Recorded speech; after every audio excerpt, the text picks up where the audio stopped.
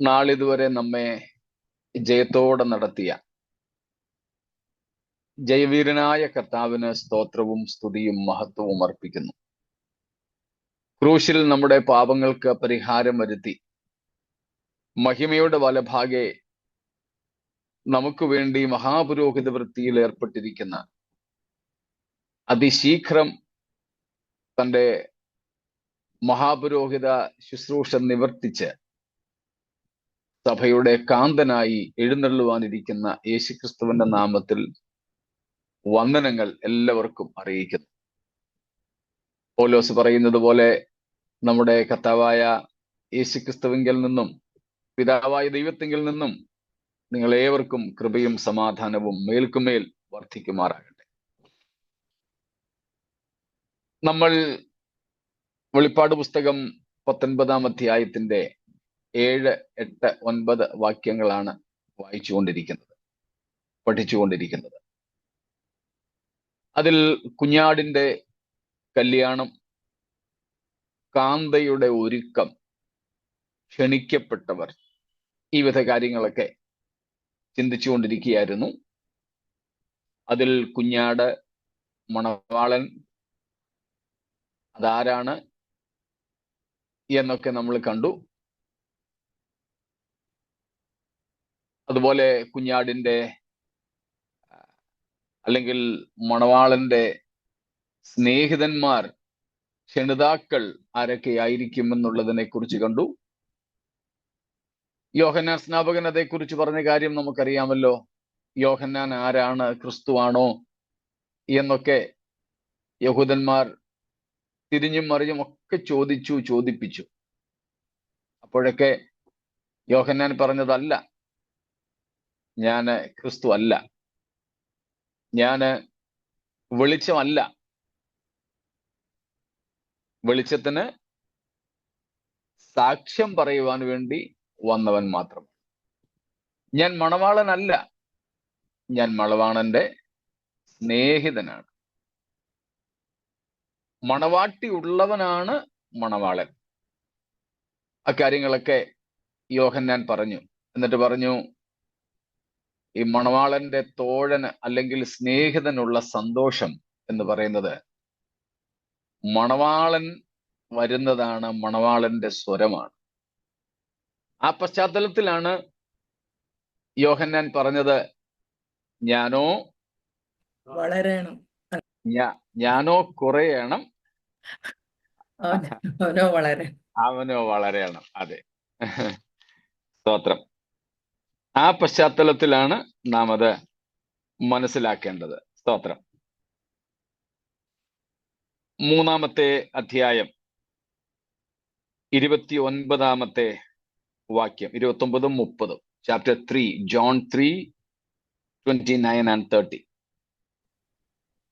മണവാട്ടിയുള്ളവൻ മണവാളനാകുന്നു, മണവാളന്റെ സ്നേഹിതനോ നിന്ന് മണവാളന്റെ സ്വരം കേട്ടിട്ട് അത്യന്തം സന്തോഷിക്കുന്നു. ഈ എന്റെ സന്തോഷം പൂർത്തിയായിരിക്കുന്നു. അവൻ വളരണം, ഞാനോ കുറയണം എന്ന് ഉത്തരം പറഞ്ഞു.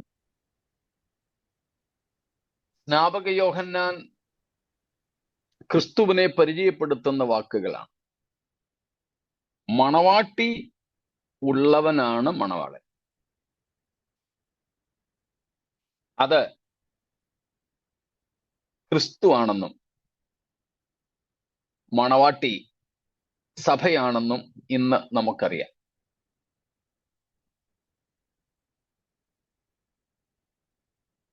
യഹൂദന്മാർക്കിടയിൽ ഒരു ശൈലി ഉണ്ടായിരുന്നു. നമ്മുടെയൊക്കെ റിസപ്ഷനുമായി ബന്ധപ്പെട്ട് വേണമെങ്കിൽ അതിനെ ചിന്തിക്കാം. കേരളത്തിൽ അത്ര കണ്ട് അങ്ങനെ ഞാൻ ശ്രദ്ധിച്ചിട്ടില്ല, കണ്ടിട്ടില്ല. വളരെ ചുരുക്കം സ്ഥലങ്ങളിലെങ്ങാണമേ റിസപ്ഷൻ എന്നൊരു പരിപാടിയുള്ളൂ. കേരളത്തിലാണെങ്കിൽ കല്യാണം കൃത്യസമയത്ത് 1 മണിക്ക് മുമ്പ് നിർത്തി പരിപാടി കഴിഞ്ഞില്ലെങ്കിൽ പിണങ്ങി പോകുന്നവരുണ്ട്. ഇന്ന് മിക്കയിടത്തും കേരളത്തിലൊക്കെ കല്യാണത്തിനിരിക്കുന്നത് ഊണ് കഴിക്കാനുള്ള ഇരിപ്പിടങ്ങളിൽ തന്നെയാണ്. ചിലയിടത്തൊക്കെ ആണെങ്കിൽ കല്യാണം കഴിയുന്നതിന് മുമ്പ് തന്നെ അത്യാവശ്യം ചിലതൊക്കെ കൊണ്ടുവച്ചേക്കും. ചിലര് പ്രാർത്ഥിക്കുക പോലും ചെയ്യുന്നതിന് മുമ്പ് കാര്യങ്ങളൊക്കെ തുടങ്ങും. റിസപ്ഷൻ എന്നൊരു പരിപാടി നമുക്ക് നാട്ടിൽ അങ്ങനെ ഞാൻ കണ്ടിട്ടില്ല. എന്നാൽ ഇവിടെയൊക്കെ ആണെങ്കിൽ കല്യാണം കഴിഞ്ഞിട്ട് ഭയങ്കര ആഡംബരത്തോടെ റിസപ്ഷൻ എന്നൊരു പരിപാടിയുണ്ട്. പെണ്ണും ചെറുക്കനും തുണിയൊക്കെ മാറാൻ വേണ്ടി പോകും. റിസപ്ഷന് വന്നിരിക്കുന്നവരെല്ലാവരും അതിനൊരുക്കപ്പെട്ട സ്ഥലത്തേക്ക് വരും. എല്ലാവർക്കും കഴിക്കാനും കുടിക്കാനും ഒക്കെ എന്തെങ്കിലുമൊക്കെ കൊണ്ട് കൊടുത്തുകൊണ്ടിരിക്കും. എല്ലാവരും അങ്ങോട്ടും ഇങ്ങോട്ടും കണ്ട് സംസാരിച്ചും പിടിച്ചും ഒക്കെ ഇരിക്കുമ്പം റിസപ്ഷന്റെ ഒരു ഹോസ്റ്റ് ഉണ്ട്. താന് മിക്കവാറും ഒക്കെ ഈ മണവാളന്റെ കസിൻസോ കൂട്ടുകാരോ ഏതാണ്ട് അതേ പ്രായത്തിലും ഒക്കെ ഉള്ളവരായിരിക്കും. അവിടെ പാസ്റ്റേഴ്സിനൊന്നും വലിയ റോളില്ല. ചിലപ്പം ഏതെങ്കിലും ഉപദേശം കൊണ്ടൊന്ന് പ്രാർത്ഥിപ്പിക്കുന്നേ ഉള്ളൂ. പിന്നീട് ഈ ഹോസ്റ്റാണ്, ഈ മണവാളന്റെ കൂട്ടുകാരനാണ് ഞങ്ങളുടെ ഇവിടെയൊക്കെ റിസപ്ഷന്റെ സ്റ്റേജ് മുഴുവനും കൈകാര്യം ചെയ്യുന്നത്. മണവാളനും മണവാട്ടിയും തുണിയൊക്കെ മാറി വേറെ വസ്ത്രമൊക്കെ ധരിച്ച് വരാൻ ഒരു അരമണിക്കൂർ 3/4 മണിക്കൂറെങ്കിലും ഒക്കെ എടുക്കും. ഈ സമയമെല്ലാം ആൾക്കാരെയൊക്കെ പിടിച്ചു നിർത്തുന്നത് ഈ ഹോസ്റ്റാണ്. അദ്ദേഹം പല കാര്യങ്ങളും പറയും, ഒത്തിരി കാര്യങ്ങളൊക്കെ ചെയ്യും.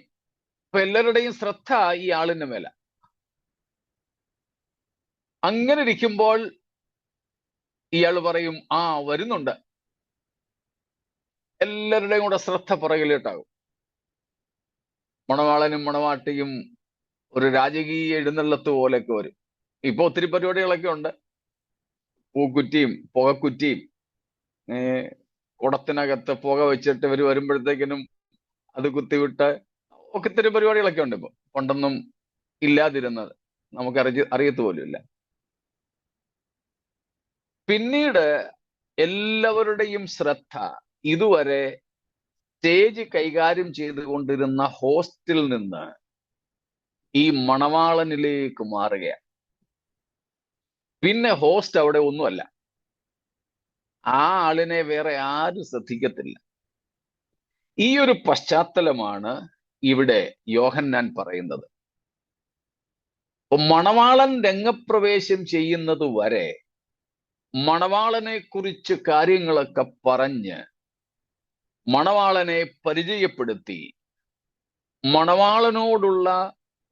മണവാളനെ കാണാനുള്ള ജിജ്ഞാസ കേൾവിക്കാരിൽ വളരെയധികമായി ജനിപ്പിച്ച് ആ മുഴുവൻ സ്റ്റേജും അടക്കി വാണിരുന്ന മണവാളന്റെ തോഴൻ പക്ഷേ മണവാളൻ വരുന്നതോടുകൂടെ അപ്രസക്തനാകുന്നു. പിന്നെ മണവാളന്റെ കാര്യങ്ങളിലാണ് ഈ തോഴന് പോലും സന്തോഷം.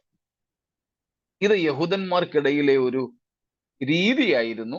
അത് നമുക്കിന്ന് മനസ്സിലാക്കാൻ വേണ്ടി നമ്മുടെ ഇടയിലെ കല്യാണം കഴിഞ്ഞിട്ടുള്ള വിരുന്നിന്റെ റിസപ്ഷന്റെ ആ ഉദാഹരണം ഞാനൊന്ന് പറഞ്ഞു. ഇവിടെ അതാണ് പറയുന്നത്. മണവാളന്റെ സ്നേഹിതൻ എന്ന നിലയിൽ യോഹന്നാൻ തന്നെ ഇവിടെ പരിചയപ്പെടുത്തി. അങ്ങനെ മണവാട്ടി ഉള്ളവനായ മണവാളൻ ക്രിസ്തു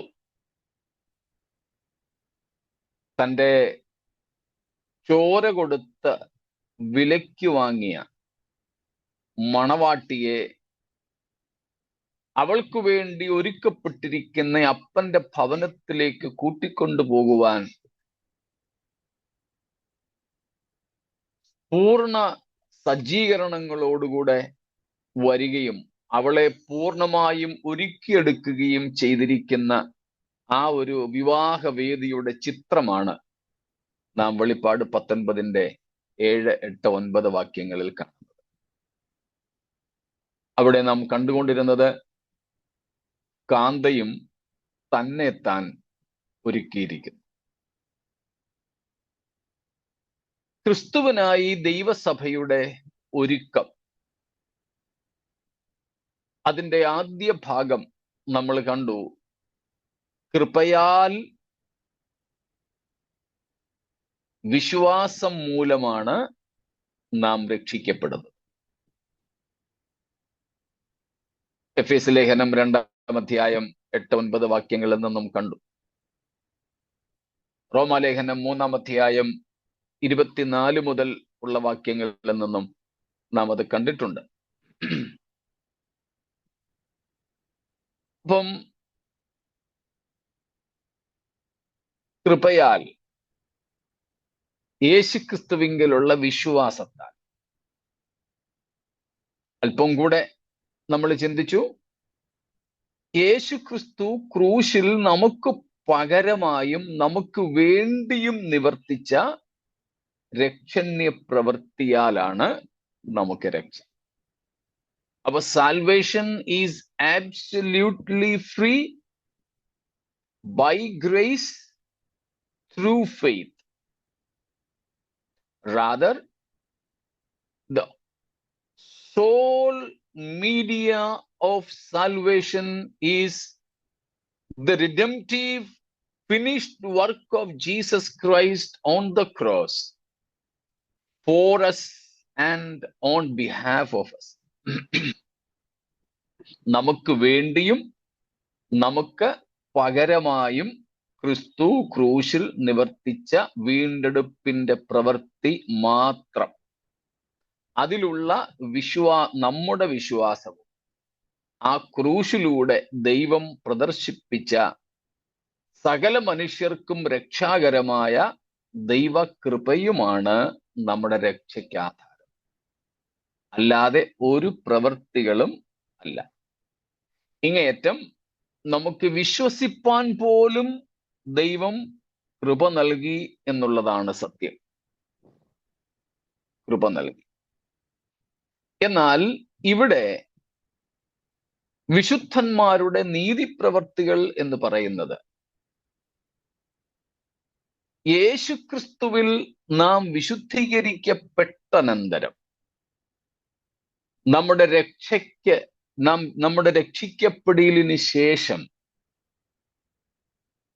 നാം ആത്മാവിനെ അനുസരിച്ച് നടക്കുന്ന വിശുദ്ധ ജീവിതത്തിന്റെ അവസ്ഥയാണെന്ന് നമ്മൾ കണ്ടു.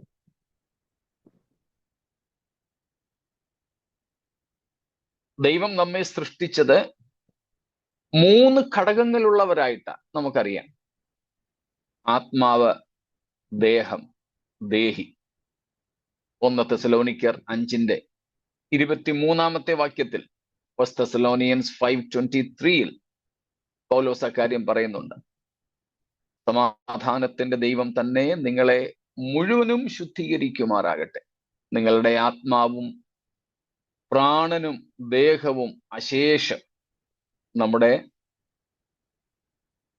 കർത്താവായ യേശുക്രിസ്തുവിന്റെ പ്രത്യക്ഷത്തിൽ അനിന്യമായി വെളിപ്പെടുവാൻ ആക്കപ്പെടുമാറാകട്ടെ. 3 ഘടകങ്ങൾ: ആത്മാവ്, പ്രാണൻ, ദേഹം. ദൈവം നമ്മെ കൈകൾ കൊണ്ട്, മനുഷ്യനെ കരങ്ങൾ കൊണ്ട് സൃഷ്ടിച്ചു. മൂക്കിൽ ജീവശ്വാസം ഊതി നമ്മെ ജീവനുള്ള ദേഹികളാക്കി തീർത്തു. അപ്പം നമുക്ക് വെറും ജീവൻ മാത്രമല്ല, ദൈവത്തോട് നിരന്തരം ബന്ധപ്പെടുവാൻ കഴിയുന്ന ആത്മാവിനെയും കൂടെ നമുക്ക് തന്നു, നമ്മുടെ ഉള്ളിലാക്കി. പാപം ചെയ്യുന്നതിന് മുമ്പ് നമ്മുടെ ആത്മാവും ആത്മാവായ ദൈവവും തമ്മിലായിരുന്നു സംസർഗം. അന്ന് നമുക്ക് നന്മതിന്മകൾ തിരഞ്ഞെടുക്കാൻ അറിഞ്ഞുകൂടായിരുന്നു. പ്രത്യേകിച്ച് തിന്മയെക്കുറിച്ച് അറിയുകയേയില്ലായിരുന്നു. പിന്നെ മനുഷ്യൻ എങ്ങനെയാണെന്ന് ജീവിച്ചിരുന്നത്, പലതും ചെയ്തിരുന്നത്? എല്ലാറ്റിനും ദൈവത്തിൽ മാത്രം പൂർണ്ണമായി ആശ്രയിക്കുക. നമ്മുടെ വീട്ടിൽ ബുദ്ധി വളർച്ചയിൽ എത്തിയിട്ടില്ലാത്ത ഒരു കുഞ്ഞിനെ പ്രായമായാലും സഹായിക്കാൻ ആരെങ്കിലും വേണം, ഇല്ലാതെ പറ്റില്ല. അതിനറിയില്ല എങ്ങനെ എന്ത് ചെയ്യണം എന്ന്. പ്രായം ഉണ്ടായിരിക്കാം.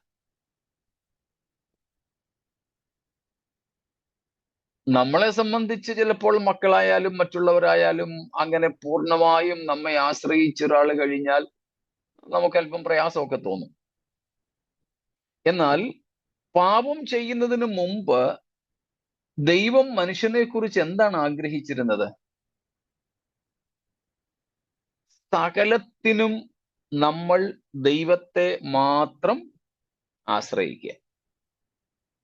കാരണം ഏതാണ് നന്മ, എന്ത് ചെയ്യണമെന്നൊന്നും തിരഞ്ഞെടുക്കാനുള്ള പ്രാപ്തി നമുക്ക് അന്ന് ഇല്ലായിരുന്നു. വിശേഷിച്ച് തിന്മയെ അറിഞ്ഞുകൂടായിരുന്നു.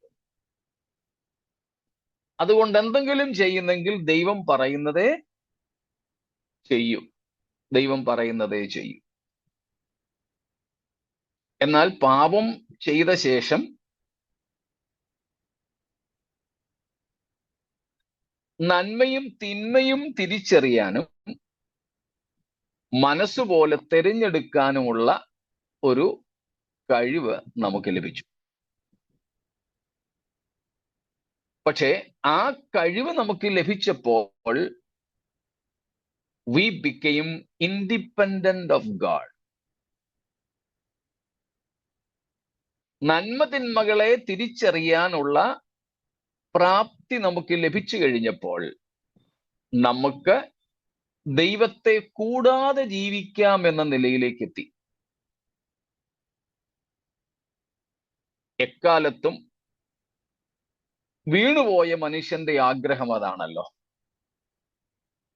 2-ാം സങ്കീർത്തനത്തിൽ നമ്മൾ ഇതിനു മുമ്പും പറഞ്ഞിട്ടുണ്ട്. ജാതികൾ കലഹിക്കുന്നു, വംശങ്ങൾ വ്യർത്ഥ നിരൂപണങ്ങൾ നടത്തുന്നു. എന്താ അവര് പറയുന്നത്?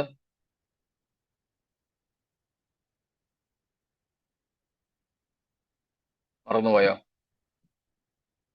നാം അവരുടെ കെട്ടുകളെ പൊട്ടിച്ചവരുടെ കയറുകളെ എറിഞ്ഞുകളക. They want independence from God. But God always wanted man to be dependent on God for everything. Because he is God, rather he is good. He was very much pleased to help us in every minute aspect of our lives. ദൈവം ദൈവമായതുകൊണ്ടും ദൈവം നല്ലവനായതുകൊണ്ടും അവങ്കൽ ആശ്രയിക്കുന്ന സകല മനുഷ്യരെയും അവരുടെ ഏറ്റവും ചെറിയ വിഷയത്തിൽ പോലും പൂർണ്ണമായും സഹായിക്കുവാൻ ദൈവം ഒരുക്കമായിരുന്നു. പക്ഷേ മനുഷ്യൻ ഇപ്പോൾ പാപം ചെയ്തു കഴിഞ്ഞപ്പോൾ എന്ത് കഴിവ് ലഭിച്ചു? ദൈവത്തെ കൂടാതെ തീരുമാനങ്ങൾ എടുക്കാനും തിന്മയെ മനഃപൂർവ്വം തിരഞ്ഞെടുക്കാനും അറിഞ്ഞുകൊണ്ട്. അത് നിമിത്തം സംഭവിച്ചതെന്താ? ദൈവവുമായി നിരന്തരം സംസർഗത്തിലായിരുന്ന, ദൈവത്തിൽ നിന്നും ആജ്ഞകൾ ആലോചനകൾ പ്രാപിച്ച് ദേഹിയിലൂടെ ദേഹത്തെ കൊണ്ട് നടപ്പാക്കിക്കൊണ്ടിരുന്ന ആത്മാവ് മരിച്ചു.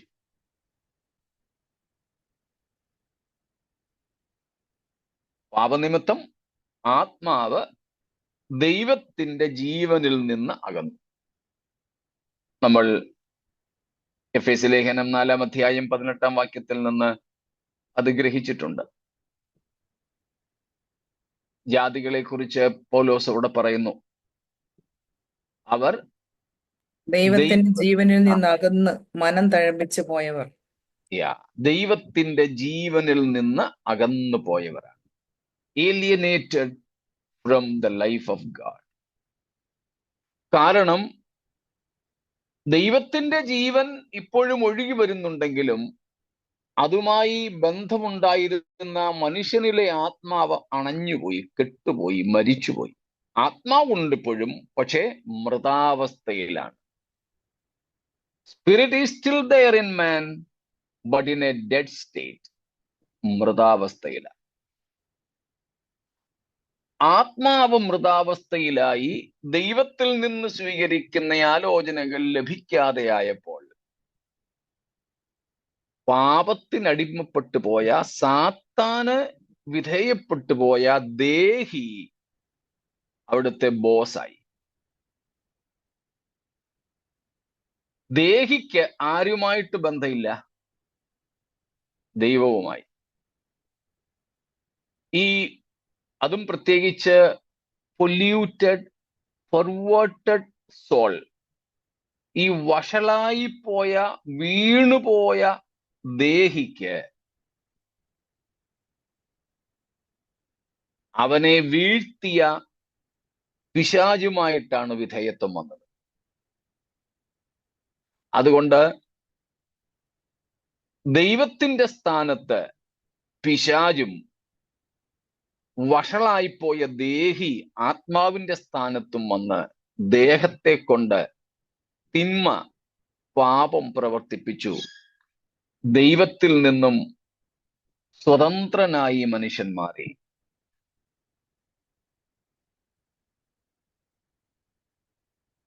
നാം രക്ഷിക്കപ്പെടുമ്പോൾ, വീണ്ടും ജനനം പ്രാപിക്കുമ്പോൾ എന്താ സംഭവിക്കുന്നത്? മൃതാവസ്ഥയിലായി കിടന്നിരുന്ന ആത്മാവ് വീണ്ടും ജീവിപ്പിക്കപ്പെടുന്നു.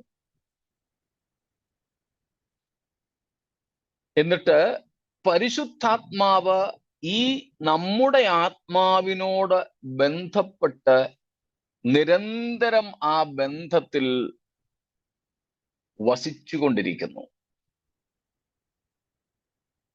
അങ്ങനെ ആത്മാവ് ജീവനിൽ ആയിരിക്കുന്നു. ആത്മാവ് പുനർജീവിപ്പിക്കപ്പെടുകയാണ്. അതാണ് നാം എഫേസ്യർ 2:1-5 വായിക്കുന്നത്. അതിക്രമങ്ങളാലും, അല്ലെങ്കിൽ അതിക്രമങ്ങളിലും, രണ്ടായാലുമാകാം, പാപങ്ങളാലും മരിച്ചവരായിരുന്ന നമ്മെ എന്ത് ചെയ്തു? അവൻ ഉയർപ്പിച്ചു. ക്രിസ്തുവിനോട് കൂടെ നമ്മെ ഉയർപ്പിച്ചു. നാം മരിച്ചു കിടന്നിരുന്നു. അതാണ്, നാം മരിച്ചവരായിരുന്നു. പാപം നിമിത്തം ആത്മാവ് മൃതാവസ്ഥയിലായി. എന്നാൽ നാം രക്ഷിക്കപ്പെടുമ്പോൾ ആ ആത്മാവ് പുനർജീവിപ്പിക്കപ്പെടുന്നു, ഉയർപ്പിക്കപ്പെടുന്നു. റിസറക്ഷൻ സംഭവിക്കുന്നു. Not a revival, a resurrection. അപ്പോൾ 2 ബോസുമാരായി. ഒറിജിനൽ ബോസ് തിരിച്ചു വന്നു. പക്ഷേ ഇതിനിടക്കാലത്ത് ജന്മനാ നമ്മിലേക്ക് കയറിക്കൂടിയ, പാപത്തിനടിപ്പെട്ട, പിശാച് ഭരിക്കുന്ന, പിശാചിന് ആക്സസിബിലിറ്റി, പിശാചിന് കയറിക്കൂടാൻ ഇടമുള്ള നമ്മുടെ ദേഹി, അതും ബോസ് കളിക്കാൻ പറയുന്നത്, ഞാൻ ഇവിടുത്തെ മണ്ണിന്റെ മക്കളെന്ന്.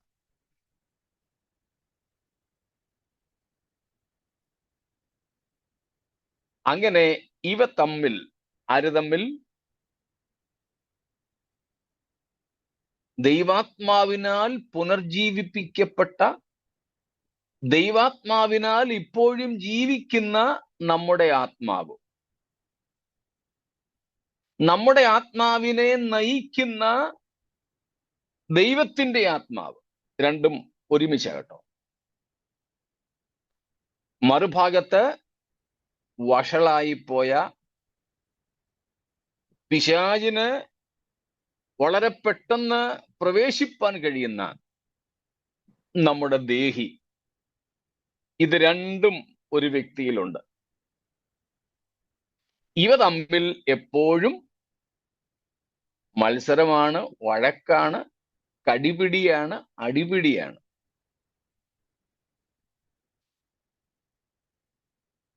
നാം രക്ഷിക്കപ്പെട്ടപ്പോൾ ആത്മാവ് ജീവിപ്പിക്കപ്പെടുകയും രക്ഷിക്കപ്പെടുകയും ചെയ്തു. അതാണ് പൗലോസ് റോമർ 8:23 പറയുന്നത്, ആത്മാവെന്ന ആദ്യദാനം ലഭിച്ചിരിക്കുന്നെന്നാണ്. പക്ഷേ നമ്മുടെ ദേഹി ഇതുവരെയും രക്ഷിക്കപ്പെട്ടിട്ടില്ല.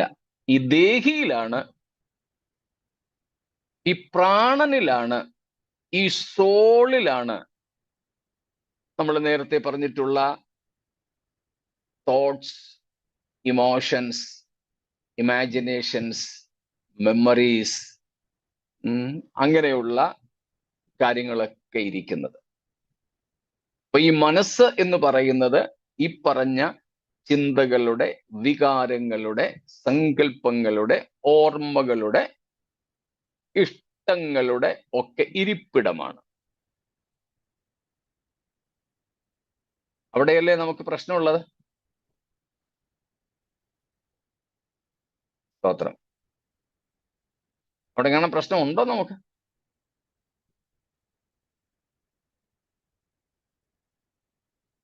ദൈവത്തിന് പലപ്പോഴും കീഴ്പ്പെടാത്ത ഈ ദേഹിയെ നമുക്ക് പരിചയമില്ലേ?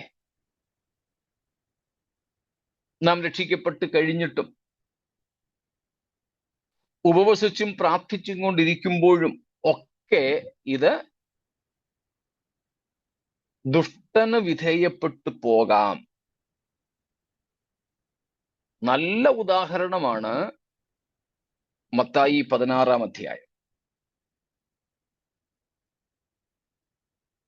അതിന്റെ 13 മുതൽക്കുള്ള വാക്യങ്ങളിൽ യേശു ക്രിസ്തു ചോദിക്കുന്നുണ്ട്, ഞാൻ ആരാണെന്നാ നാട്ടുകാർ പറയുന്നേ?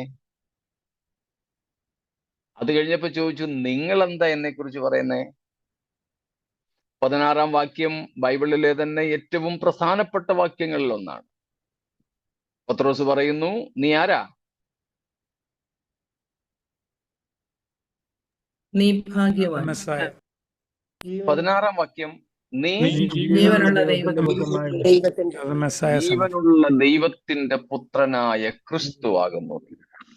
എന്നിട്ട് കർത്താവ് പറഞ്ഞു, നീ ഭാഗ്യവാനാ, ജഡരക്തങ്ങളല്ല നിനക്കിത് വെളിപ്പെടുത്തി തന്നത്, സ്വർഗസ്ഥനായ എൻ്റെ പിതാവ്. അങ്ങനെ 17-ാമത്തെ വാക്യം മുതൽ പത്രോസിനോട് കർത്താവ് പല കാര്യങ്ങളും ആ നിലയിൽ സംസാരിക്കുന്നു.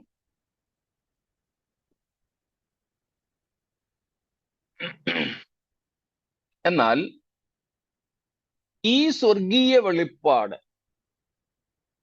ജഡത്തിലല്ല, ആത്മാവിൽ ലഭിച്ച പത്രോസ് തൊട്ടടുത്ത നിമിഷത്തിൽ യേശുക്രിസ്തുവിനെ മാറ്റി നിർത്തിക്കൊണ്ട് പറയാൻ തുടങ്ങി, കർത്താവേ അല്ലെങ്കിൽ ഗുരുവേ, നിനക്ക് അത് ഭവിക്കരുത്. എന്ന് വെച്ചാൽ ക്രൂശീകരണവുമായി ബന്ധപ്പെട്ട യേശു കർത്താവ് പറഞ്ഞത്. പക്ഷെ പത്രോസ് ഇപ്പൊ പറയുകയാണ്, ക്രൂശിക്കപ്പെടരുത് നീ. ബാക്കി കാര്യം നമുക്കറിയാം. 17-ാം വാക്യം മുതൽ ബറിയോന ശിമോനെ നീ ഭാഗ്യവാൻ എന്ന് പറഞ്ഞ് താക്കോൽ കൂട്ടമൊക്കെ അങ്ങോട്ട് കൊടുത്ത അതേ കർത്താവ് അതേ പത്രോസിനെ എന്താ വിളിച്ചത്? സാത്താനെ എന്നാ വിളിച്ചത്. എന്താ സംഭവിച്ചത്? ക്രിസ്തുവിനോട് കൂടെ നിൽക്കുമ്പോഴും ദൈവത്തിൽ നിന്ന് വളരെ അമാനുഷികവും അലൗകികവുമായ ദൈവിക വെളിപ്പാട് പ്രാപിക്കുകയും ചെയ്ത ഏതാണ്ട് അതേ നിമിഷത്തിൽ തന്നെ ഇവന്റെ ചിന്താഗതിയിൽ, പത്രോസിന്റെ ചിന്തയിൽ, പത്രോസിന്റെ ആഗ്രഹത്തിൽ പിശാച് അവന്റെ വിത്ത് കൊണ്ടിട്ടു. പത്രോസ് പോലും അറിഞ്ഞില്ല ഇത് സാത്താന്റെ ഉൽപ്പന്നമാണെന്ന്. സ്തോത്രം.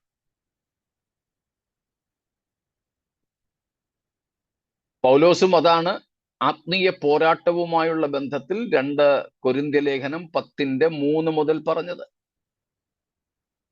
അവയാൽ ഞങ്ങൾ സങ്കല്പങ്ങളും ദൈവത്തിന്റെ പരിജ്ഞാനത്തിന് വിരോധമായി പൊങ്ങുന്ന എല്ലാ ഉയർച്ചകളും ഇടിച്ചു കളഞ്ഞു ഏത് വിചാരത്തെയും ക്രിസ്തുവിനോടുള്ള അനുസരണത്തിനായിട്ട് പിടിച്ചടക്കി. കണ്ടോ, 3 കാര്യങ്ങൾ അവിടെ പറയുന്നു. നമ്മൾ മുമ്പേ പറഞ്ഞ 5-6 കൂട്ടം കാര്യങ്ങളിലെ 3 അവിടെ പൗലോസ് പറയുന്നു. സങ്കല്പങ്ങളെ, ദൈവത്തിന്റെ പരിജ്ഞാനത്തിന് വിരോധമായിട്ട് പൊങ്ങുന്ന ഉയർച്ചകൾ, ഏത് വിചാരങ്ങൾ, ചിന്തകൾ. അപ്പൊ നമ്മുടെ ദേഹി വളരെ പെട്ടെന്ന് പിശാചിന്റെ വകയായി അങ്ങോട്ട് കുനിഞ്ഞു കൊടുക്കുവാൻ സാധ്യതയുള്ളതാണ്. That is our vulnerability. That's our fallibility. നമ്മുടെ വീഴ്ച ഭവിക്കുവാൻ ഒക്കുന്ന സ്വഭാവം അവിടെയാ.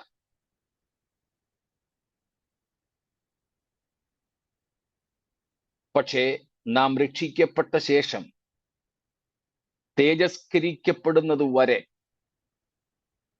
അല്ലെങ്കിൽ നാം ഈ ഭൂമിയിൽ ജീവനോടുള്ളിടത്തോളം കാലം എന്ത് വേണം? പിശാച് പെട്ടെന്ന് തൻ്റെ അടിമയാക്കാനും തന്നിമിത്തം നമ്മെ വഞ്ചിക്കുവാനും സാധ്യതയുള്ള ദേഹിയെ ആത്മാവിനാൽ നിയന്ത്രിച്ച് നിർബന്ധപൂർവം ഈ ദേഹിയുടെ മുഴുവൻ എൻഡോമെന്റ്സിനെയും സകല മേഖലകളെയും ആത്മാവിന് വിധേയപ്പെടുത്തി കൊടുക്കണം.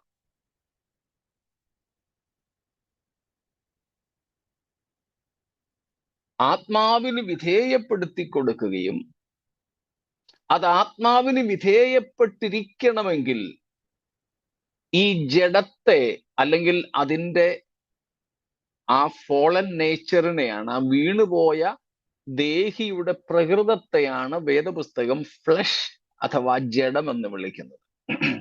ശരീരത്തെ അല്ല. പുതിയ നിയമത്തിൽ ചിലയിടത്ത് ശരീരത്തിന് വേണ്ടിയും ഫ്ലഷ് എന്ന് ഉപയോഗിച്ചിട്ടുണ്ട്. ജഡത്തിൽ വസിക്കുന്നിടത്തോളം കാലം എന്ന നിലയിലൊക്കെ അതിനെ ഉപയോഗിച്ചിട്ടുണ്ട്. അത് ശരിയാ.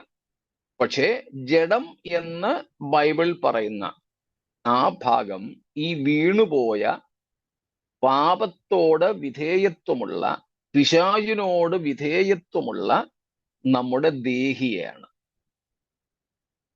അതെപ്പോൾ വേണമെങ്കിലും നമ്മെ ചതിക്കാം, എപ്പോൾ വേണമെങ്കിലും. അതുകൊണ്ടാണ് നമ്മൾ പറഞ്ഞിട്ടുള്ളത്, സ്വപ്നത്തിൽ പോലും അത് നമ്മെ കീഴ്പ്പെടുത്താം. സ്വപ്നത്തിൽ പോലും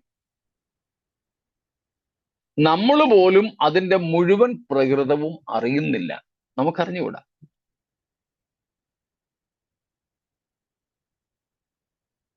എന്നാൽ എങ്ങനെയാണ് സഭ തന്നെ തന്നെ ഒരുക്കുന്നത്?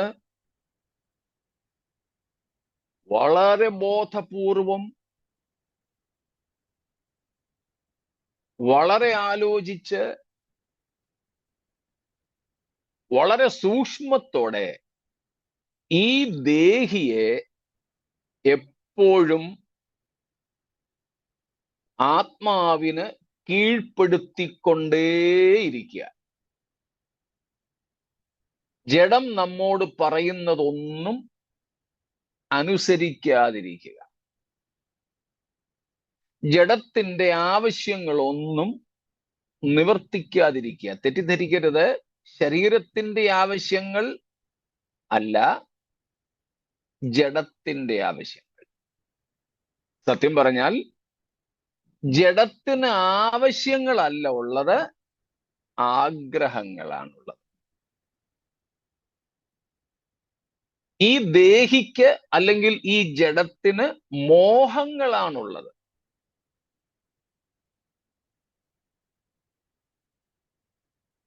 Our body has necessities. It is not sinful to fulfill the necessities of our body in a divine manner.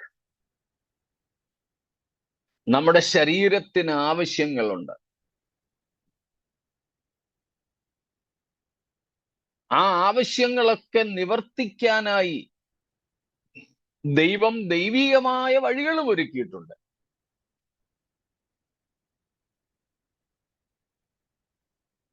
എന്തിന്? ദൈവദത്തമായ ഇമോഷൻസ്, വികാരങ്ങളെ പോലും തൃപ്തിപ്പെടുത്തുവാൻ ദൈവികമായ വഴികളുണ്ട്. എന്നാൽ ആ ദൈവിക വഴികളിൽ നിന്നും മാറി നമ്മുടെ അകത്തുണ്ടാകുന്ന മോഹങ്ങളുടെ സംതൃപ്തിക്ക് വേണ്ടി നമ്മെ ഉദ്യമിപ്പിക്കുന്ന അവസ്ഥയാണ് പാപവും ദേഹിയുടെ ജഡത്തിന്റെ പ്രവൃത്തികളും. അതിനെ നമ്മൾ കണ്ടു, ഗലാത്യർ 5:16 തൊട്ട് കണ്ടത് ജഡമോഹം. യാക്കോബും പറയുന്നു, മോഹം ഗർഭം ധരിച്ച് പാപത്തെ പ്രസവിക്കുന്നു. പൗലോസ് റോമാലേഖനം 13 അവസാന ഭാഗങ്ങളിൽ പറയുന്നു, മോഹങ്ങൾ ജനിക്കുമാറ് ജഡത്തിനായി ചിന്തിക്കരുത്. റോമർ 8 4 മുതൽക്കുള്ള വാക്യങ്ങളിലും അത് തന്നെ പൗലോസ് പറയുന്നുണ്ട്. ജഡത്തിന്റെ ചിന്ത മരണം.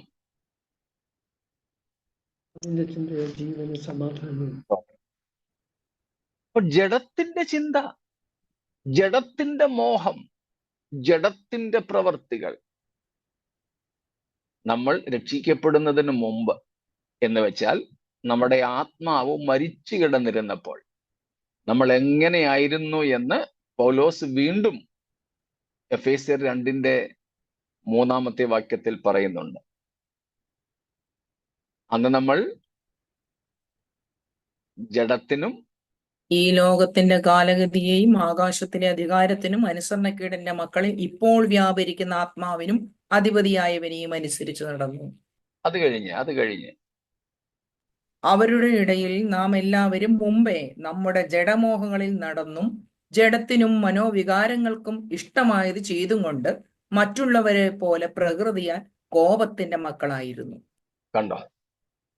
അന്ന് നമ്മൾ എങ്ങനെയാ ജീവിച്ചത്? ജഡത്തിനും മനോവികാരങ്ങൾക്കും അനുസൃതമായുള്ളത് ചെയ്തുകൊണ്ട്.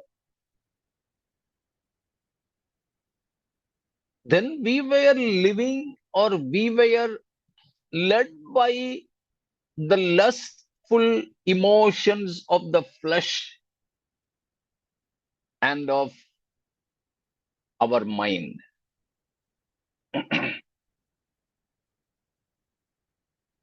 അതങ്ങനെയാ ജീവിച്ചിരുന്നത്. ഇന്നും നമ്മുടെ ജഡവും ഈ പറഞ്ഞ മനോവികാരങ്ങളും ഒക്കെ നമ്മുടെ അകത്ത് പൊങ്ങി വരാറില്ലേ?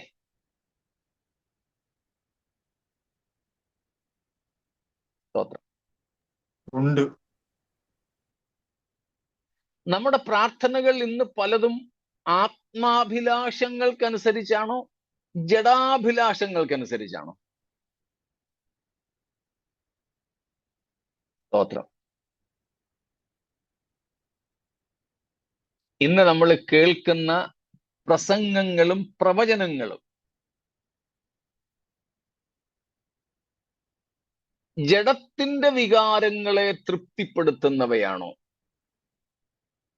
അതോ ആത്മാവിനെ പുഷ്ടിപ്പെടുത്തുന്നവയാണോ?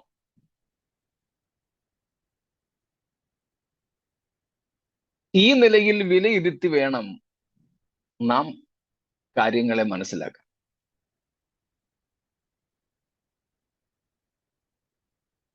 ഈ സോ കോൾഡ് പ്രോഫറ്റ്സ് എന്നൊക്കെ പറയുന്നവരുടെ പ്രവചനങ്ങളൊക്കെ ഞാൻ ചില സമയത്ത് യൂട്യൂബിൽ ഇരുന്ന് കേൾക്കാറുണ്ട്. മറ്റൊന്നിനും വേണ്ടിയല്ല, കാര്യങ്ങളൊന്ന് മനസ്സിലാക്കാൻ വേണ്ടി. മൊത്തമൊന്നും കേൾക്കത്തില്ല, അറ്റം മുറിയൊക്കെ കാണുകയും കേൾക്കുകയും ചെയ്യുമ്പോൾ നമുക്ക് അറിയാമല്ലോ. വസ്തു, വീസ, ഇപ്പൊ ഈ അടുത്ത ദിവസങ്ങളിൽ അടുപ്പിച്ച് ചില പ്രവാചകന്മാരുടെ സംഗതികൾ കാണുന്നത് പാസ്പോർട്ടും വീസയും. ഇന്ന് ചിലരുടെ പാസ്പോർട്ടും കൊണ്ടാണ് പോകുന്നത്. എന്നിട്ട് ഈ പ്രവാചകന്മാർ അത് മേടിച്ച് പേജ് നമ്പർ വരെ പറഞ്ഞ് ഇവിടെ ഇവിടെ ഇന്ന രാജ്യത്തെ വീസ അടിക്കും. ചിലർ പറയുന്നത്, നീ എന്താ കൊണ്ടുവരാഞ്ഞ്? പാസ്പോർട്ട് എന്ത് ചെയ്യുന്നുണ്ട്? എന്താ കൊണ്ടുവരാഞ്ഞ്? നീ കൊണ്ടുവന്നിരുന്നെങ്കിൽ ഇന്ന് ഞാൻ വീസ അടിച്ചു തന്നേനെ. പിന്നെ ഈ പുള്ളി എംബസിയിലല്ലേ. എന്താ പറയുന്നേ?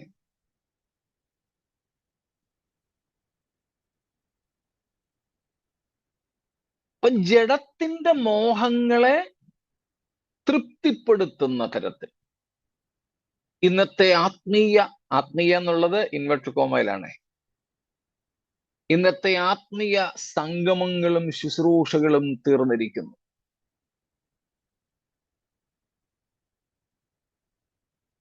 എന്നാൽ ക്രിസ്തുവിന്റെ കാന്ത ഈ വിധമായ വഴുവഴുപ്പിലേക്ക് പോകില്ല, വിഴുപ്പുകളെ സ്വീകരിക്കില്ല. ഇങ്ങനെ ജഡമോഹങ്ങളെ വർദ്ധിപ്പിക്കുന്ന തരത്തിലെ കാര്യാദികളിൽ ഏർപ്പെടില്ല. അതിൽ നിന്ന് അവർ മനഃപൂർവം ഒഴിഞ്ഞു നിൽക്കും. എന്നിട്ട് ആത്മാവിനെ ഫീഡ് ചെയ്ത് തീറ്റിപ്പോറ്റി ബലമുള്ളതാക്കുകയും will starve the flesh to death, ജഡത്തെ പട്ടിണിക്കിട്ട് കൊല്ലുകയും ചെയ്യും.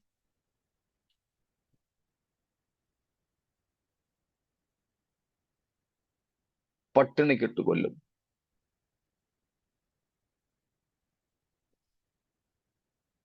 ഇന്ന് പകലും ഞാൻ ഒരിടത്ത് പറഞ്ഞൊരു കാര്യമുണ്ട്. യേശുക്രിസ്തുവിന്റെ സ്വഭാവങ്ങളിൽ ഒരെണ്ണമാണ് ഞാൻ പറഞ്ഞത്. Self sacrificing. യേശുക്രിസ്തു തന്നെ താൻ ഏൽപ്പിച്ചു കൊടുത്തു. നമുക്കും തന്നെ താൻ ഏൽപ്പിച്ചു കൊടുക്കണം. ഞാൻ ചോദിച്ചത് അതിന്റെ അർത്ഥം എന്താ? ആത്മഹത്യ ചെയ്യുക എന്നുള്ളതാണോ? പാപം. ചിലരൊക്കെ പറഞ്ഞു അതേ. യേശുക്രിസ്തു തന്നെത്താൻ യാഗമാക്കി. അതുപോലെ യേശുക്രിസ്തുവിന്റെ ആ സ്വഭാവം നമുക്കും ജീവിതത്തിൽ വേണം. ആത്മഹത്യ ചെയ്യുകയാണോ അതിന്റെ അർത്ഥമെന്ന് ചോദിച്ചപ്പോൾ പാപം വിശ്വാസികളിൽ ചിലർ പറഞ്ഞു അതേ. ഞാൻ പറഞ്ഞു, എൻ്റെ ദൈവമേ, എന്നെ കുറുക്കരുത്. ഞാൻ പോയി കഴിഞ്ഞ് എന്തെങ്കിലും പണി ഒഴിപ്പിച്ചിട്ട് ഞാൻ പഠിപ്പിച്ചതനുസരിച്ചാണെന്ന് പറഞ്ഞാൽ നിങ്ങൾ നരകത്തിലും പോവും, ഞാൻ ജയിലിലും പോകുന്നു പറഞ്ഞു. പിന്നെന്താ അതിന്റെ അർത്ഥം? അതിന്റെ പ്രധാനമായ രണ്ടർത്ഥം ഉള്ളത്.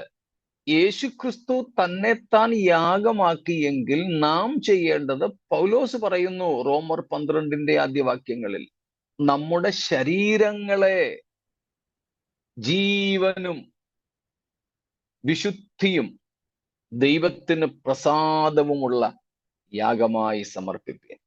പണ്ട് ഞാൻ നമ്മുടെ കൂട്ടത്തിൽ പറഞ്ഞൊരു കാര്യമാണ്. ഞാനൊരു സഭയിൽ ശുശ്രൂഷിക്കുന്ന സമയത്ത് അവിടുത്തെ ഒരു വീട്ടിൽ ഞങ്ങളെ കുടുംബമായിട്ട് ഭക്ഷണത്തിന് വിളിച്ചു. സഭയിലെ ഒരു വിശ്വാസി കുടുംബം.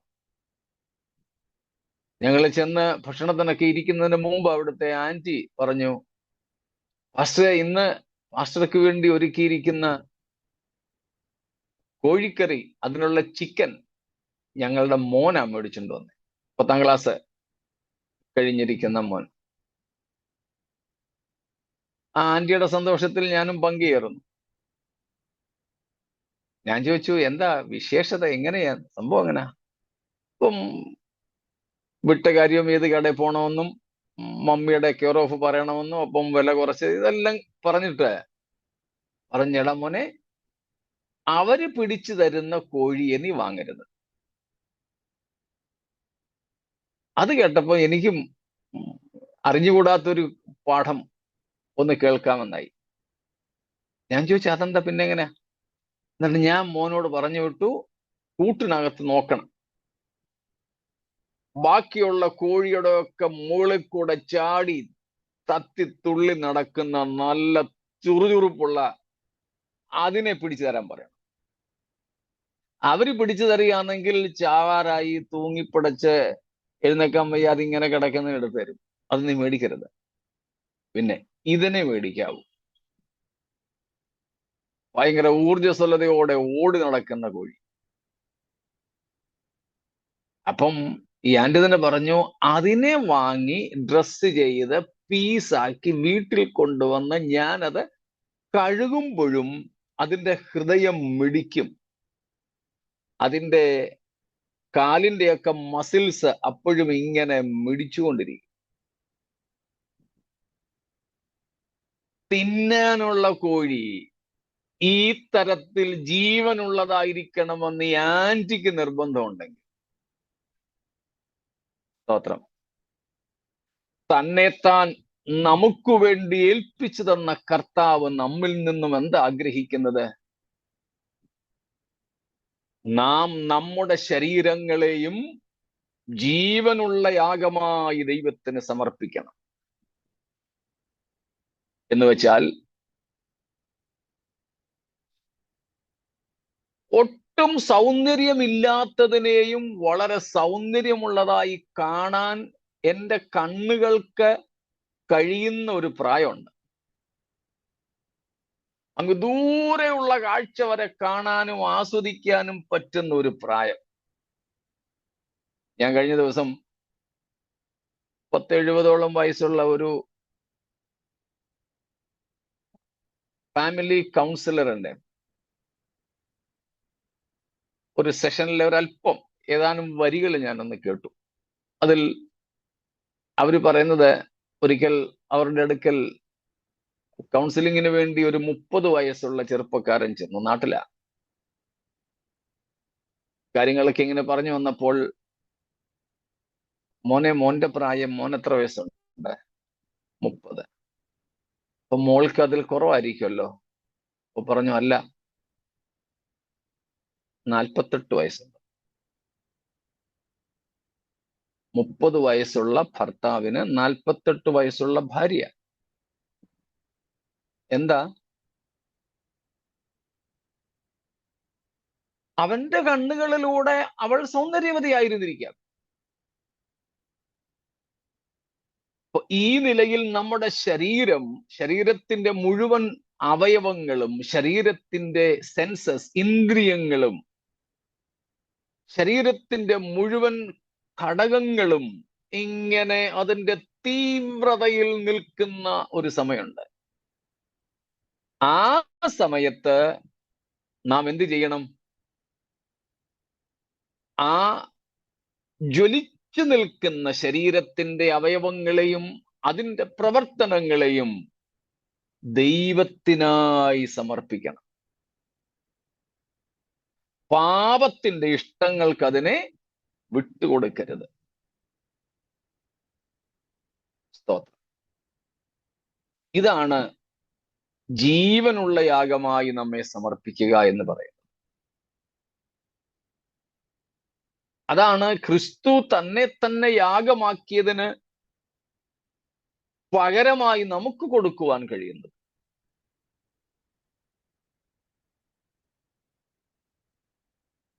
അതിനാധാരം ആൻ ഇൻവേർഡ് പയറ്റി, ആന്തരികമായ ഒരു ഭക്തിയാണ്. അതാണ് റോമാലേഖനം 2-ാം അധ്യായത്തിൽ പൗലോസ് പറയുന്നത്. ഞാൻ മുൻപും ഒരിക്കൽ പറഞ്ഞു, റോമാലേഖനം 2-ാം അധ്യായത്തിൽ ഏതാണ്ട് 9 വിധ ന്യായവിധികളെ കുറിച്ച് പൗലോസ് പറയുന്നുണ്ട്. അതൊന്നും ഇപ്പോൾ നമുക്ക് പറയാൻ പറ്റില്ലെന്ന് പറഞ്ഞാൽ സമയമില്ല, നമ്മുടെ വിഷയമല്ലാത്തതൊന്നും അതിലേക്ക് പോകുന്നില്ല. അതിൽ ഒരു ന്യായവിധിയുടെ രീതിയാണ് പറയുന്നത്, God will judge according to one's inward piety. 9 വിധ ന്യായവിധികൾ. അതിൽ ഒന്നാണ് പറയുന്നത് 2-ാമത്തെ അധ്യായത്തിന്റെ അവസാന വാക്യങ്ങളിലാണ്, പ്രത്യേകിച്ച് 28-29. പുറമേ യഹൂദനായവൻ യഹൂദനല്ല, അകമേ യഹൂദനായവനാണ് യഹൂദൻ. അക്ഷരത്തിലല്ല, ആത്മാവിലുള്ള ഹൃദയ പരിച്ഛേദനയത്രേ പരിച്ഛേദന. സ്തോത്രം. ഇതെല്ലാം പറയുന്നത് എന്താ? ആന്തരികമായ ഒരു ഭക്തി. ബാഹ്യമായ ചില കർമ്മങ്ങളല്ല ഭക്തി. ഓർമ്മ കാണും നിങ്ങൾക്ക്, നമ്മൾ പഠിച്ചത് Christian spirituality is not a, ഓർമ്മ കാണുമല്ലോ,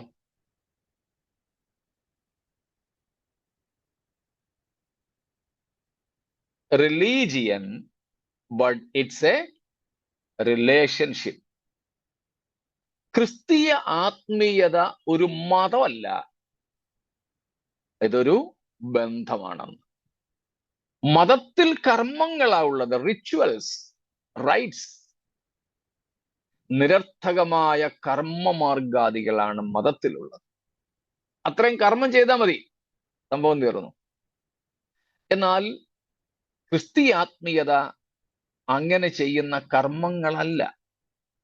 അപ്പോൾ വിശുദ്ധി എന്ന് പറഞ്ഞാൽ വെറും കർമ്മങ്ങളല്ല, നമ്മുടെ ആകമാണ് ദൈവം നോക്കുന്നത്. ദൈവത്തോട് നമുക്ക് എന്തുമാത്രം ബന്ധമുണ്ട്. സ്തോത്രം. ദൈവത്തിനു വേണ്ടി നമുക്ക് എത്രമാത്രം കൊതിയുണ്ട്. ദൈവത്തോട് നമുക്ക് എത്രയും സ്നേഹമുണ്ട്.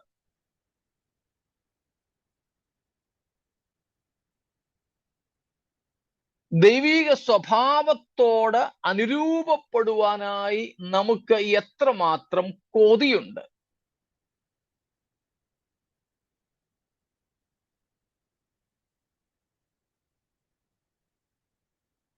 How we hate sin,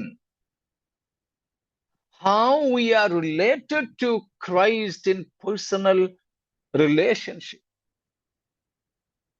how far we love him. Is Jesus our first love? യേശുവാണോ നമ്മുടെ ആദ്യ സ്നേഹം? ആദ്യ സ്നേഹത്തെക്കുറിച്ചും ഇടയ്ക്ക് ഒരു ദിവസം ഞാൻ പറഞ്ഞിരുന്നു, ഓർമ്മ കാണുമായിരിക്കും.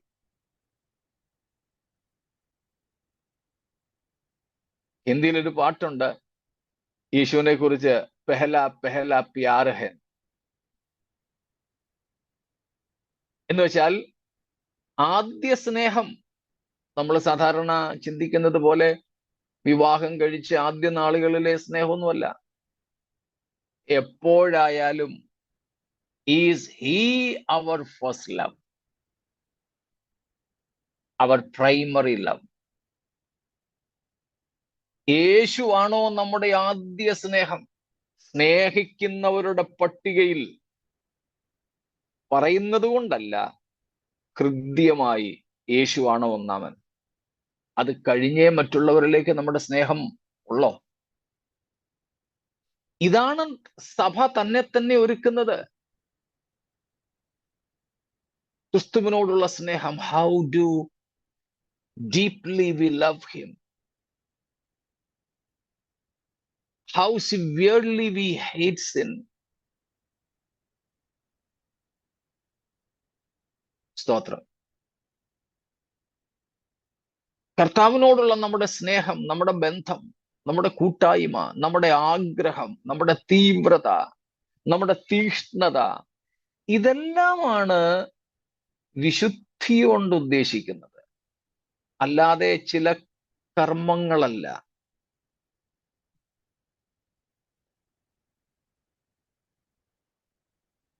അതെല്ലാം ചത്ത ചില പ്രവൃത്തികളാണ്, അതല്ല.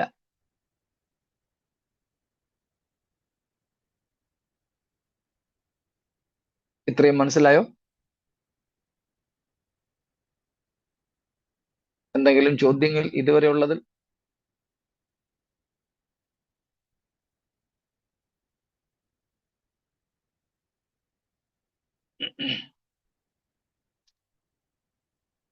ഒന്നുമില്ല. പ്രത്യാശ ആത്മാവിന്റെ നങ്കൂരം എന്ന് പറയുന്നത് ഇംഗ്ലീഷില് ആങ്കർ ഓഫ് അവർ സോൾ എന്നാണ് കാണുന്നത്. അതുകൂടെ പറയാമോ?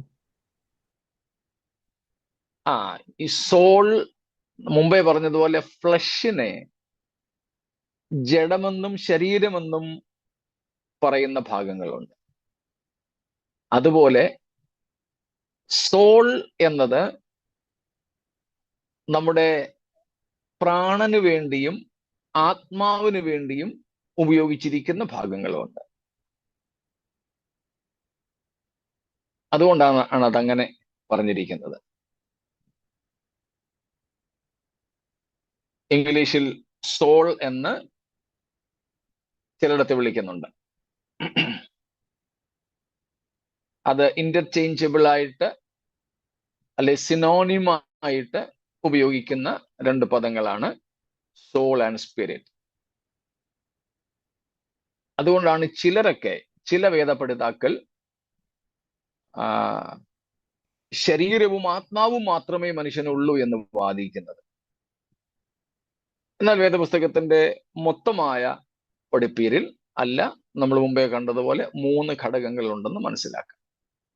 ഇപ്പൊ ചില സ്ഥലങ്ങളിൽ സോൾ, സ്പിരിറ്റ് രണ്ടിനെയും ഒരേ അർത്ഥത്തിൽ ഉപയോഗിച്ചിട്ടുണ്ട്. അതുകൊണ്ടാണ് ആത്മാവിന്റെ നങ്കൂരം എന്ന്,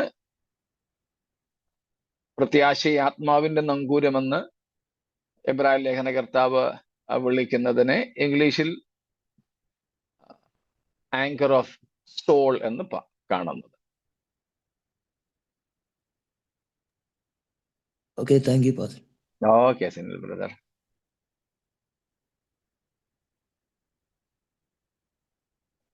റോമർ 2:28-29 വാക്യങ്ങൾ അനുസരിച്ച് നമ്മളാണ് യഥാർത്ഥ യഹൂദന്മാരെന്ന് പറയുന്നത്. ആത്മാവിലെ പരിച്ഛേദനയേറ്റവർ, ഹൃദയ പരിച്ഛേദനയേറ്റവർ, കൈകൊണ്ടുള്ളതല്ല, ബാഹ്യമായിട്ടുള്ളതല്ല.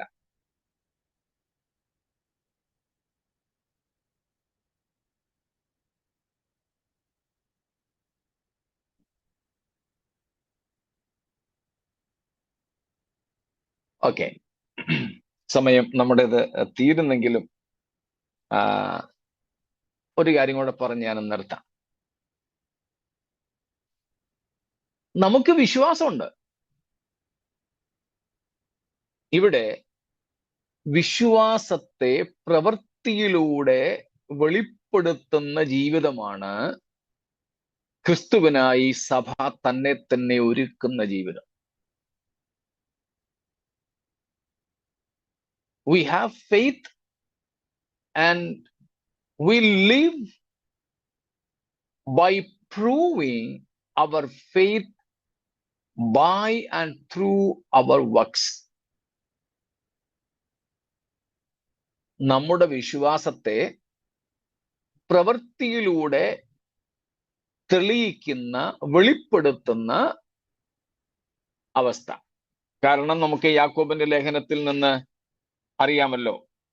യാക്കോബ് പറയുന്നു, യാക്കോബ് 2:17-26 വാക്യങ്ങളിൽ, ജെയിംസ് 2:17-26, അവിടെ പറയുന്നു, faith without works is dead. പ്രവൃത്തിയില്ലാത്ത വിശ്വാസം മരിച്ചതാണ്, ചത്തതാണ്. 2:20 ജെയിംസ് 2:20 അവിടെ പറയുന്നു, faith without work is vain, വ്യർത്ഥമാണ്. പ്രവൃത്തിയില്ലാത്ത വിശ്വാസം വ്യർത്ഥമാണ്. പിന്നെ ഒരു വാക്യവും കൂടെ ഇതിനോട് ചേർത്ത് വായിച്ച് നമുക്ക് നിർത്താം. സമയം തീരുന്നല്ലോ. വളരെ നമ്മളിത് തുടങ്ങിയ ദിവസം തൊട്ട് ആ വാക്യം ഒന്ന് വായിക്കണം എന്ന് ഞാൻ ആഗ്രഹിച്ചിരുന്നു. തീത്തോസിനുള്ള പൗലോസിന്റെ ലേഖനം, Titus chapter 2 and versus 12 following, 12 മുതൽക്കുള്ള വാക്യങ്ങൾ. Training us to renounce ungodliness and worldly passions, and to live self-controlled, upright, and godly lives in the present age. Yeah, up to 14. Waiting for our blessed hope, the appearing of the glory of our great God and Savior Jesus Christ, who gave himself for us to redeem us from all lawlessness and to purify for himself a people for his own possession, who are zealous for good works. Praise God. എഫേസ്യ ലേഖനത്തിലൊക്കെ നമ്മൾ വായിച്ച അതേ കാര്യം പൗലോസ് ഇവിടെ 14-ാം വാക്യത്തിൽ പറയുന്നു. യേശുക്രിസ്തു നമുക്ക് വേണ്ടി തന്നെ താൻ ഏൽപ്പിച്ചു കൊടുത്തു. എന്തിനാ? സകല അധർമ്മത്തിൽ നിന്നും വീണ്ടെടുക്കാൻ, സൽപ്രവൃത്തികളിൽ ശുഷ്കാന്തിയുള്ള ഒരു സ്വന്തം ജനമായി തനിക്ക് തന്നെ ശുദ്ധീകരിക്കേണ്ടതിന്. 4 കാര്യങ്ങളുണ്ട്. എന്നിട്ട് ഇത് നമുക്ക് എന്താ ചെയ്യുന്നതെന്ന് 12-13 വാക്യങ്ങളിൽ കണ്ടു. നമ്മുടെ മഹാദൈവവും രക്ഷിതാവുമായ യേശുക്രിസ്തുവിന്റെ തേജസ്സിന്റെ പ്രത്യക്ഷതയ്ക്കായിട്ടും കാത്തുകൊണ്ട് ഭക്തികേടും പ്രപഞ്ചമോഹങ്ങളും വർജിച്ചിട്ട് ഈ ലോകത്തിൽ സുബോധത്തോടും നീതിയോടും ദൈവഭക്തിയോടും കൂടെ ജീവിച്ചു പോരേണ്ടതിന് നമ്മെ ശിക്ഷിച്ചു വളർത്തും. നമുക്കെന്താ വേണ്ടത്?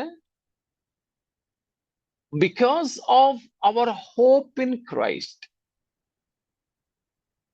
waiting for his glorious appearance, we should renounce worldliness and godlessness. പ്രപഞ്ചമോഹങ്ങളും ഭക്തികേടും വർജിക്കണം. ഇതാണ് നമ്മൾ മുമ്പേ പറഞ്ഞ ജഡത്തിന്റെ മോഹങ്ങൾ. ലൗകികമായ കാര്യങ്ങളെ നേടുന്നതിനുള്ള ആഗ്രഹം, ലോകസ്നേഹം, ഇതിന്റെയൊക്കെ പേരിങ്ങനെയാ ബൈബിൾ പറയുന്നത്. ആ ലോകസ്നേഹം വർജിച്ച്, പ്രപഞ്ചമോഹങ്ങൾ വർജിച്ച്, ഭക്തികേടുകൾ വർജിച്ച്, സുബോധത്തോടെ ഭക്തിയോടെ നാം ജീവിക്കണം. ആ പ്രത്യേക ജീവിതാനുഭവത്തിനായിട്ട് നാം നമ്മെ സമർപ്പിക്കണം. ആ വിശുദ്ധിയിൽ നാം നമ്മെ തന്നെ ഒരുക്കുകയും സൂക്ഷിക്കുകയും ചെയ്ത് നമ്മുടെ കർത്താവിന്റെ തേജസ്സിന്റെ പ്രത്യക്ഷതയ്ക്കായിട്ട് ഒരുങ്ങാം. അങ്ങനെ നമുക്കും കുഞ്ഞാടിന്റെ കാന്തയായി തന്നെത്താനെ ഒരുക്കാം. ഈ വചനങ്ങളാൽ ദൈവം നമ്മെ അനുഗ്രഹിക്കുമാറാകട്ടെ. സ്തോത്രം.